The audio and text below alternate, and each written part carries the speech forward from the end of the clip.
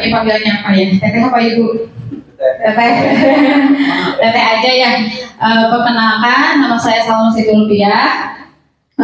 Saya bidan di Puskesmas Pasawahan. Sebelumnya ada pernah ketemu? Belum ya. Saya Aisyah ya, udah tahu mungkin ya. Ya baik, mungkin di sini saya mau sharing aja ya sedikit sama teteh-teteh. Oh iya, nggak disebutnya A, nggak disebutnya sama teteh-teteh sama A. Mungkin ini tentang pelayanan kesehatan bagi calon pengantin.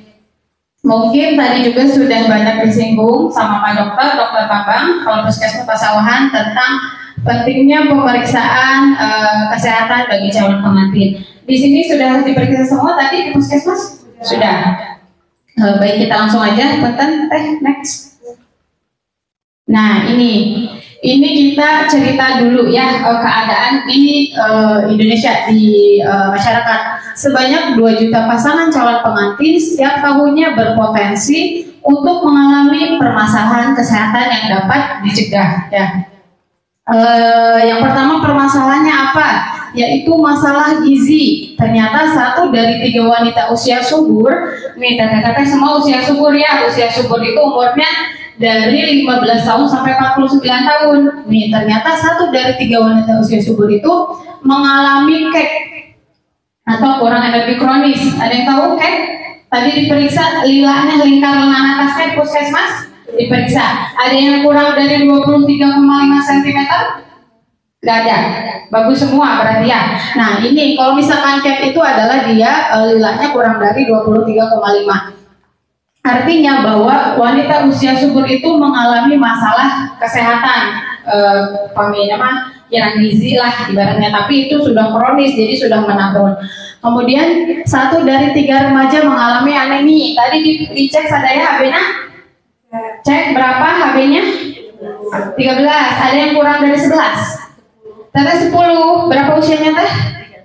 36. Oke. Tadi dikasih tablet tambah darah nggak? Dikasih. Oke. Nah kemudian 1 dari 4 mengalami anemia tadi udah ya. 1 dari 3 wanita dewasa mengalami obesitas. Ada yang obesitas? Ada? Nggak ada. Nah kemudian penyakit menular, ibu rumah tangga menempati urutan kedua tertinggi penderita HIV atau AIDS. Tadi teteh-teteh juga diperiksa ya HIV-nya, ya bagus semuanya ya, ada yang positif ya. Oke, kalau AA-nya tadi dicek nggak? Dicek juga HIV-nya, bagus semua. Bagus ya, karena ini tadi penyakit menular. Jadi kalau misalkan amit-amit ya dari salah satu pasangannya ada yang menderita penyakit menular, misalkan HIV, kebetulan banyak sih, salah satunya yang masuk ke program chatting itu memang HIV gitu ya. Kalau misalkan dari salah satu pasangannya ada yang HIV itu menularkan ya ke pasangan lainnya. Kemudian penyakit tidak menularnya apa? Misalkan tadi hipertensi, diabetes, penyakit jantung. Ada yang punya riwayat penyakit? Nggak ada. Tadi di ruangan KIA ditanya, ada yang punya riwayat penyakit gitu ya, ditanya ya, ada. Kemudian yang terakhir lainnya, misalkan kasus kehamilan terlalu 4T, terlalu tua, terlalu muda, terlalu dekat, dan terlalu banyak. Nah ini masih tingginya pernikahan usia anak 1 dari 9 pernikahan, yaitu tadi ada, kan sekarang mah di KUA juga mungkin ada minimalnya ya, kalau misalkan chatting usianya berapa ya sekarang, 20 ya katanya ya? 20 tahun ya? Ternyata masih ada aja yang daftar nikah ternyata usianya kurang dari itu. Kemudian 70% calon pengantin akan hamil dalam 1 tahun pertama setelah pernikahan. Rata-rata gitu ya, kalau misalnya kita nikah kan rata-rata pengen cepet hamil gitu ya. Nah tadi kan sama Bu Nadi juga sudah diajarin aplikasi tes chatting ya.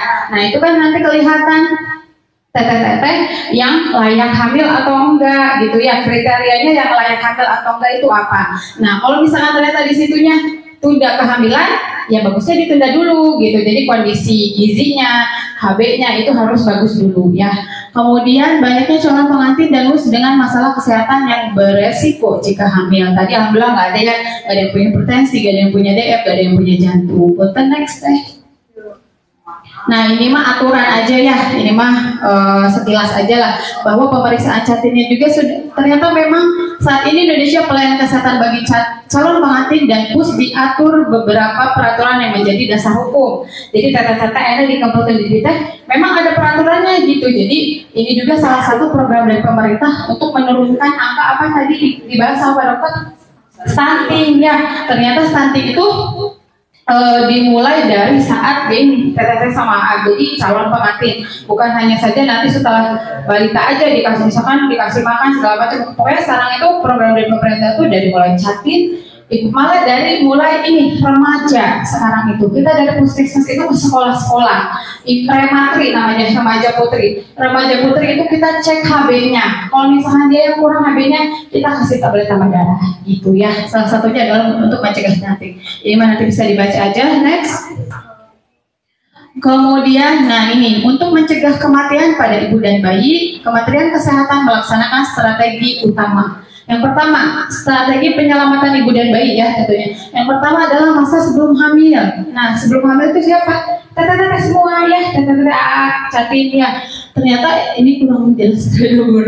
Saya bacain aja. Edukasi gizi dan kesehatan reproduksi bagi remaja putri, calon pengantin, dan pasangan usia subur tentang perencanaan kehamilan sehat, deteksi dini, screening, dan pelayanan kesehatan. Sudah dilakukan tadi ya, sudah diperiksa semua. Kemudian ternyata tadi untuk stunting juga adalah untuk menurunkan angka kematian ibu dan bayi ya. Kemudian dari masa kehamilan apa? Kita mencegah komplikasi dan melakukan deteksi dini perawatan penyulit kehamilan dengan tepat. Lima nanti kalau misalnya tata catin hamil ya. Kemudian masa persalinan dan bayi baru lahir. Seluruh penolong persalinan memiliki pengetahuan, keterampilan, dan peralatan yang memadai untuk melaksanakan persalinan yang bersih dan aman, serta pelayanan komplikasi dan gawat daruratan untuk ibu dan bayi. Yang terakhir adalah strategi penyelamatan ibu dan bayi adalah pasca persalinan, edukasi dan pelayanan esensial bagi ibu nifas dan bayi, serta tata laksana prarujukan dan rujukan. Kalau sekarang kita masih di tahap nomor berapa berarti teh? Nomor 1 ya. Lanjut.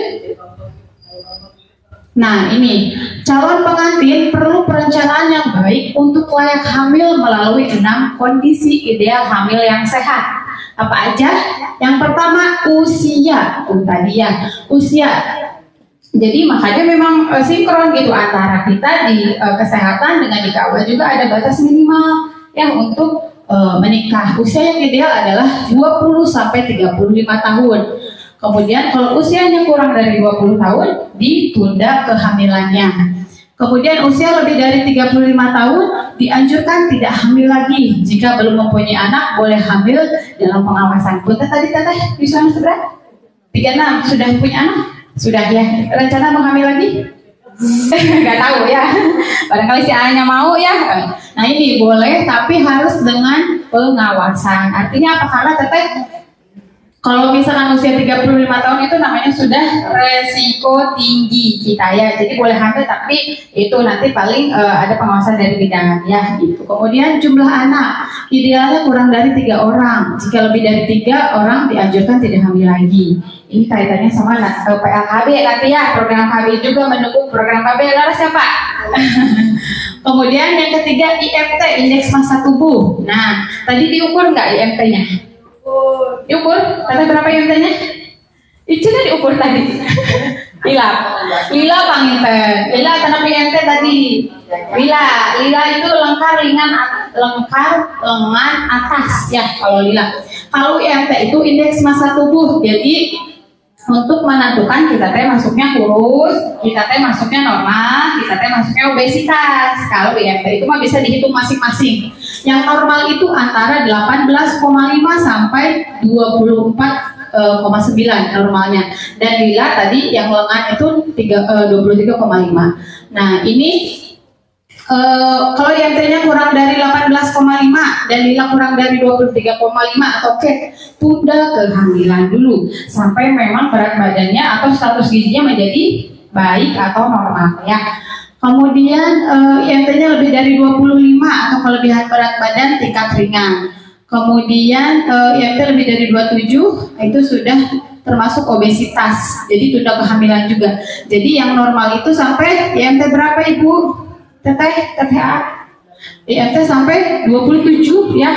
Bagusnya kalau di atas itu berarti namanya obesitas. Karena kenapa kalau obesitas juga ibu hamil, nanti kan ada namanya kenaikan berat badan ya. Kalau awalnya kita beratnya sudah termasuk obesitas, takutnya nanti pas hamil kan naik lagi banyak ya. Takutnya resiko kemana banyak penyakitnya, diabetes, jantung, hipertensi gitu ya. Kemudian riwayat kehamilan, tidak ada riwayat kehamilan yang buruk sebelumnya, atau riwayat preeklamsi, seksio, cesarean atau SC. Ada yang punya riwayat darah tinggi?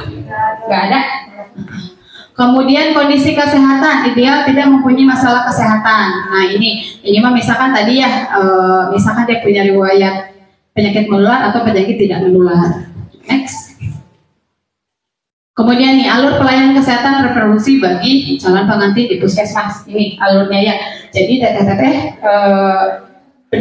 ini tuh ada 3, jadi di kelurahan atau desa, di KUA, sama di puskesmas. Kalau di desa kayaknya kita daftar dulu ya, biasanya ke Pak Kesra ya. Kalau B ya, di desa. Untuk di KUA-nya kita daftar ke KUA, kemudian untuk di puskesmasnya kita pemeriksaan kesehatan. Next. Materi juga nggak banyak ya. Kemudian edukasi kesehatan reproduksi pada calon pengantin dilakukan secara berkelompok di KUA atau rumah ibadah. Nah ini ya, berkelompok TTTA dikumpulin di sini. Lokasinya biasanya di KUA, kemudian pelaksananya petugas kesehatan puskesmas, sama kita kolaborasi juga sama pihak KUA, sama ada dari pihak KB juga Bu Dania, dari pihak KB. Kemudian tujuannya untuk apa sih? Nah, meningkatkan pengetahuan calon pengantin tentang kesehatan reproduksi, mempersiapkan kehamilan yang sehat, serta penyakit-penyakit dan pencegahan KDRT dan lain-lain. Mungkin untuk materi KDRT kita nggak bahas ya, karena itu adalah kekerasan dalam rumah tangga.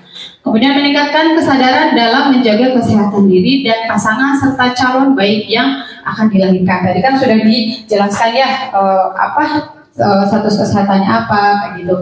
Kemudian materinya kesehatan sistem fungsi, dan ini mah situasional. Tadi kan kita bahasnya tentang persiapan calon pengantin. Next. Kemudian, nah ini pemeriksaan kesehatan konseling bagi calon pengantin laki-laki dan perempuan dilakukan di puskesmas. Lokasi di puskesmas, petugasnya dokter, bidan, perawat. Kemudian tujuannya adalah mengetahui status kesehatan. Tadi ya, bila ada masalah dapat diobati atau dikontrol. Tadi misalkan tetehnya nih Pak, gula darah tinggi dipasien darah obat darah tingginya. Ada yang anemia dikasih dulu tablet tambah darahnya, dan kehamilannya ditunda dulu baiknya. Mempersiapkan kehidupan rumah tangga yang sehat, mempersiapkan kehamilan dan menghasilkan keturunan yang sehat dan berkualitas. Ini mah tadi rinciannya ya, dari mulai anamnesis kita tanya dulu, kemudian pemeriksaan fisik kita tadi lakukan tensi, kemudian status gizinya. Tadi kan ketahuan dari FT, alhamdulillah di sini saya sadainya lebih dari 23,5 semua, betul? Ada kan? Teteh berapa nilainya tadi? Lila. 18. Oh 18. Kalau nilainya berapa? Lila belakang. Oh asal ukur tadi. Oh iya. Terus next slide terakhir mungkin ya. Nah ini calon pengantin, ini mah alur di puskesmas tadi udah ya. Calon pengantin melakukan pendaftaran, kemudian tadi ke KAYA dulu apa ke lab dulu? KAYA dulu. Biasanya di KAYA tuh intensi dulu, di anamnesa dulu punya penyakit apa segala macam, diukur dulu segala macam. Kemudian ke laboratorium tadi ya, diceknya apa aja tadi? HB aja sama HIV. Hepatitisnya dicek nggak? Iya. Hepatitis, sekarang mah triple ya, hepatitis, HIV, sama IMS, dicek semua ya, infeksi menular seksual, sama 3 penyakit itu. Kalau dari salah satu TTT atau AA ada yang mengidap, itu menularkan ke pasangannya. Makanya tadi laki-lakinya diperiksa nggak? Periksa semuanya, triple juga atau cuma HIV aja? 3-3-nya atau 1 tadi diperiksanya? Kalau yang AA 1 ya, biasanya kalau memang itu tergantung regen, namanya regen itu dari dinas kesehatan, jadi kita baru adanya untuk laki-laki itu HIV aja ya, jadi hepatitis sama IMS itu buat perempuan. Nah ini mah udah tadi kan alurnya ya. Kemudian imunisasi. Oh, sama status imunisasi. Tadi ditanya di ruang KIA. Tetek, imunisasi tetek. Ada? Tadi ada imunisasi semua? Iya. Ada yang imunisasi? Tadi kalau nggak salah ada gulanya tinggi ya? Oh iya, tadi ada gula tinggi ya kalau nggak salah. Ada nggak teteh? Oh nggak ada. Oh mungkin itu mah ibu hamil kayaknya. Tadi ada yang mau diimunisasi cuman gula darahnya tinggi. Berarti nggak ada ya di sini ya? Lanjut next, udah sih kayaknya. Oh ini, nah capaian tantangannya capaian rendah untuk jumlah catin yang dilayani. Ini adalah penyebabnya misalkan pemeriksaan calon belum menjadi syarat wajib sebelum pernikahan. Sekarang udah wajib. Kita juga sudah koordinasi dengan KUA bahwa untuk calon pengantin harus dilakukan pemeriksaan kesehatan dulu di puskesmas. Ya, alhamdulillah sekarang mah udah. Kemudian belum ada dukungan. Ini di mana pelayanan pemeriksaan catin belum gratis di puskesmas. Tadi bayar kan ya? Karena memang belum ada anggarannya ya. Kalau ini, kemudian belum optimal sistem informasi. Alhamdulillah sekarang mah sudah ini kan kalau misalkan dari Pak Lebih ya, Pak Lebihnya dari desa. Kalau misalkan ini suruh periksa dulu ke puskesmas kan, baru ke KUA ya. Alhamdulillah sekarang mah. Ya bertahun informasi aja. Kalau misalkan tahun kemarin itu ada sedikitlah perbedaan antara yang terdaftar sama yang diperiksa. Kalau sekarang mah, alhamdulillah maksudnya. Adapun sedikit gitu, jadi kita juga karena sudah banyak koordinasi sama pihak KUA, jadi semua catin yang mau nikah yang daftar di KUA itu harus diperiksa di puskes. Ya, sudah. Terima kasih. Ada yang mau ditanyakan dulu, teteh? Ada? Udah jelas ya, sudah siap menikah semua.